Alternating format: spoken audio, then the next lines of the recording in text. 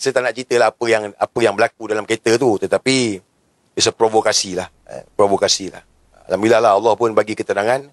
Kalau Allah tak bagi ketenangan, mungkin jadi lebih parah. Mungkin saya tak keluar lagi. Mungkin kat dalam lock up lagi ni. Kan? Mungkin ada benda baru pula.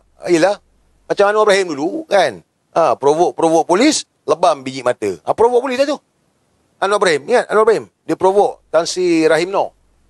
Rahim Noor cepuk sebiji, bengkak biji mata. Jadi macam semalam tu lebih kurang macam tu lah juga. Kan? Diprovok. Provok. Tapi alhamdulillah lah kita Allah lindung lah. Allah lindung lah.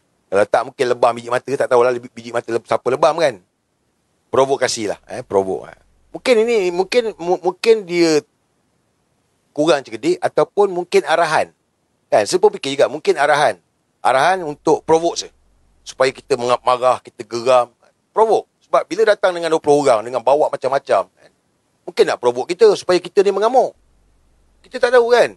Tapi satu pengalaman yang pertama kalilah berlaku dalam hidup saya sepanjang saya terlibat daripada 2008. Ini pertama kalilah satu tindakan yang dibuat oleh pegawai polis yang nampak macam tak ada budi bicara lah.